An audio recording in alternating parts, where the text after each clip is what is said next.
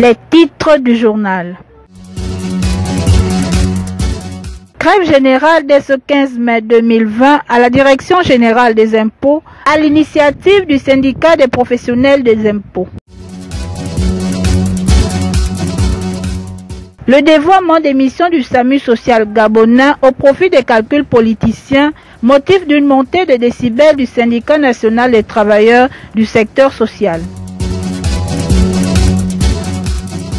Don en kit de masques de protection contre la Covid-19 au bénéfice de la Confédération syndicale dynamique unitaire et l'élan de solidarité de la Fondation Ping.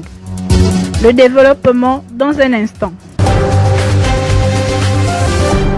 Les personnels des impôts, principal mamelle fiscale du pays, réactivent ce 15 mai 2020 une grève générale suspendue le 19 mai 2019 à la suite de la signature d'un protocole d'accord avec la direction générale. Le reportage de Marc-Ulrich Malekou Mamalekou. Exiger du gouvernement la mise en pratique des engagements relatifs à l'amélioration des conditions de vie et de travail, conformément aux accords contractés entre les parties, principale revendication des personnels des impôts à laquelle se greffe la controverse sur les récentes nominations des personnels intervenus au sein de la direction générale de cette administration publique. Sylvain Ombinda, président du syndicat des personnels des impôts. Ça fait un peu de bruit. Reste que la situation des essais de nomination du 8 mai 2020 pose un certain nombre de problèmes dans la maison parce qu'il y a beaucoup de directeurs, beaucoup de chefs de services chevronnés qui ont mis la main à la pâte, merci, et qui ont des états de service avérés dans la maison, qui ont purement et simplement été écartés au profit de certains qui n'ont pas d'expérience, qui même ont brillé par des comportements déviants. Je ne voudrais pas dire également par une nonchalance professionnelle. Bref, vous comprenez ce que je veux dire. Restez chez vous, principale adresse des leaders syndicaux en ces temps de rotation des personnels dans le cadre de la lutte contre le coronavirus. Nous demandons à tous les agents des impôts de rester chez eux, car les mesures barrières édictées par le gouvernement sont plus que de rigueur, dans la mesure où non seulement nous sommes un personnel essentiel des régies financières, nous ne sommes même pas protégés. Première chose. Deuxième chose, nous ne sommes pas considérés. Nous avons écrit pour réclamer ce qui nous revient de droit, qui ne nous répondent pas. Ils nous répondent par un silence méprisant. Donc nous disons, nous répondrons le mépris par le mépris. Cette grève générale des personnels des impôts vient mettre à mal le fonctionnement optimal de l'une des principales mamelles financières du pays, dont la collecte des recettes fiscales oscille entre 7 et 8 milliards de francs CFA l'an. Note de santé. Plus de peur que de mal, Suzanne Barat, l'un des fers de lance de la résistance de la diaspora gabonaise en France, vient de regagner son domicile après une brève hospitalisation dont les photos d'elle, allongée sur un lit et quasiment sous assistance respiratoire, avaient suscité de commentaires divers. Ce général des frondeurs de la diaspora est en mode convalescence avant une remontée en première ligne du front. La santé cette fois au Gabon, c'est la colère des personnels syndiqués du ministère des Solidarités qui déplorent le détournement à des fins vraisemblablement politiques des missions officiellement assignées au SAMU social gabonais. Une situation qui ne laisse pas indifférent le président du principal syndicat du ministère des Affaires sociales, Roger Ondo Abessolo, président du syndicat national des travailleurs du secteur social. Le SAMU social, dans le texte qui le crée, le décret qui le crée, le SAMU social, comme je vous l'ai dit, doit avoir à sa tête un directeur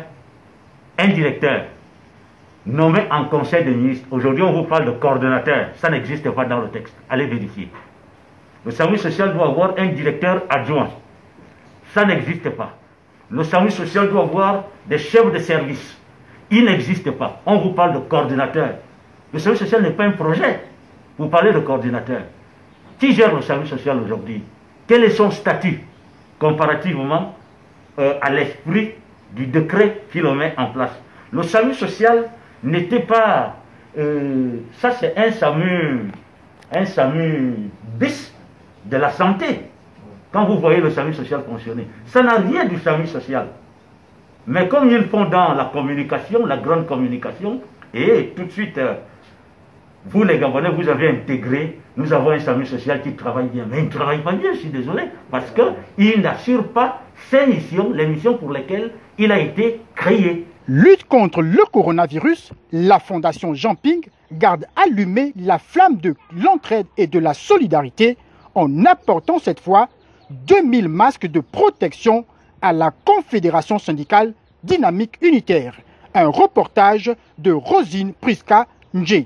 Permettre aux travailleurs via les représentations professionnelles membres de dynamique unitaire d'avoir accès aux outils de protection en ce temps de la pandémie du Covid-19, l'objectif central de cet élan de solidarité, à en croire le chef de file de la délégation de la Fondation Ping, Anaclé Bissiello. Lui-même présent pour apporter son soutien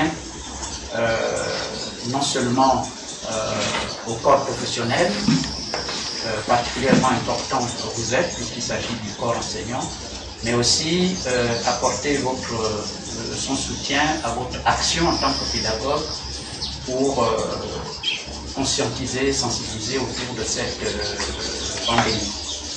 Donc, je suis là pour vous exprimer ses regrets de n'avoir pas pu finalement lui-même faire le déplacement.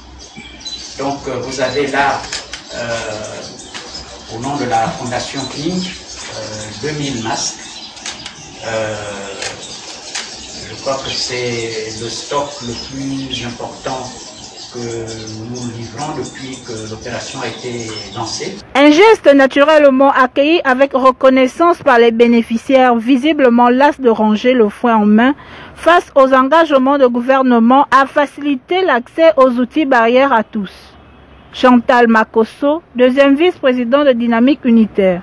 Dynamique Unitaire, nous avons été les précurseurs au début au travers d'une conférence de presse où nous attirons l'attention du gouvernement pour non seulement la sensibilisation mais la protection du peuple, y compris les travailleurs là-dedans, de ce Covid-19.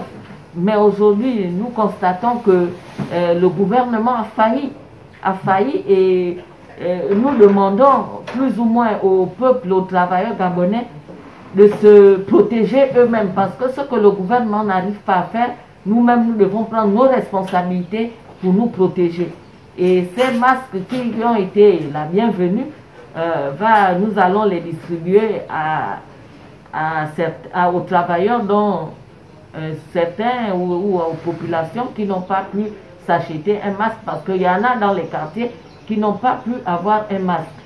En rappel, se laver constamment les mains, tousser dans le creux du coude, porter le masque, respecter le mètre de distanciation sociale et sortir quand c'est nécessaire sont les principales consignes ventilées dans le cadre de la lutte contre le coronavirus. La polémique sur la gestion par le gouvernement et le comité de pilotage de la crise sur le coronavirus enfle également du côté de la classe politique les récriminations du président d'Ensemble pour la République, Dieudonné Milama Mitogé. Que constatons-nous? Nous constatons qu'un gouvernement totalement dépassé. Parce que, après la grande importante déclaration du président de la République qui a annoncé des mesures sociales, des mesures sanitaires et des mesures économiques, le gouvernement brille par l'incapacité de traduire en acte ces mesures. Les incohérences sont multiples. Le peuple totalement déboussolé ne s'attend plus à quel se sauver.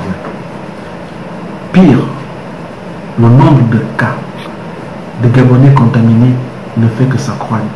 Nous assistons même actuellement à une contamination exponentielle. Face à cette situation, je ne suis pas monsieur à le prononcer, je crois que la majorité des Gabonais pense que aussi bien le gouvernement que le COPIL ne font pas l'affaire.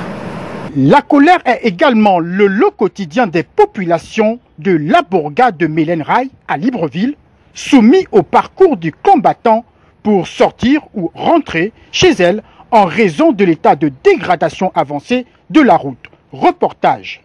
C'est la croix et la bannière pour les populations de Mélène Rai qui subissent impuissants l'état de dégradation avancée de la route.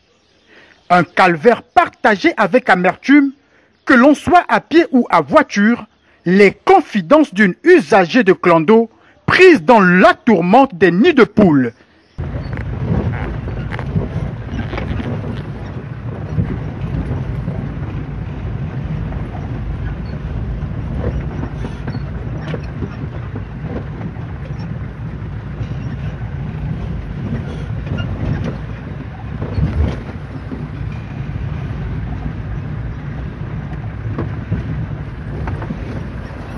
L'incidence fâcheuse de la route sur la qualité des véhicules mis en circulation a poussé les chauffeurs de clando téméraires sur ce tronçon à tripler le coût du trajet.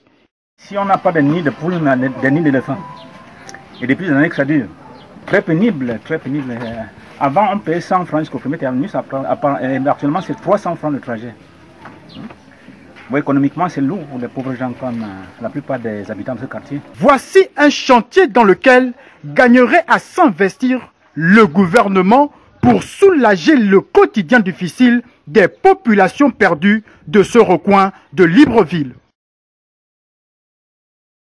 La communication gabonaise en deuil avec le décès survenu le 11 mai dernier de Tid Denis Komo, ancien directeur de la station provinciale de radio Masanga à Chibonga. L'homme a succombé à une crise cardiaque après avoir essuyé il y a quelques années une crise AVC qui l'avait considérablement affaibli. Son successeur à la tête de Radio Masanga en 2018, Julie Kael Mbina, garde le témoignage d'un professionnel rompu. Bon, c'était un homme particulier. Vraiment très particulier, en ce sens qu'il avait sa façon à lui de résoudre des problèmes. Il rigolait de tout, même de son propre handicap, il rigolait. Donc vous imaginez quelqu'un qui peut rire de son handicap, c'est qu'il peut faire des autres, quoi. Donc, il rigolait de tout, il pouvait résoudre ses problèmes, mais vraiment c'était un humaniste formidable. Il s'en va, on espère simplement que le bon Dieu va le recevoir là où il va. Perdre un homme comme ça, c'est vraiment une grande perte. Tid Denis Komo quitte le monde des vivants aux portes de la retraite après être resté sans poste de réaffectation après son départ de la radio Masanga. Son corps est actuellement recueilli à la morgue de l'hôpital régional Benjamin Goubou de Chibonga. Place à la rubrique Vue sur le net. La photo du jour met l'accent sur une citation de Thomas Sankara. Je cite: « La révolution démocratique populaire a besoin d'un peuple de convaincus et non d'un peuple de vaincus. » Fin de citation. Dans Vu et Entendu, nous donnons la parole à Moussa Vouking, leader de l'opposition gabonaise qui plaint la gouvernance de son pays. Nous venons d'inscrire le nom du Gabon au palmarès du pays le plus des tourneurs de fonds publics. Des jeunes de 20 ans, de 30 ans sont devenus brusquement milliardaires par un coup magique. Et donc, le bilan sérieux qu'on doit faire du président Ali Bongo, c'est qu'il a inscrit de manière tout à fait dorée le Gabon dans le registre des pays les plus corrompus, les plus médiocres. C'est la fin de ce journal. Merci de l'avoir suivi.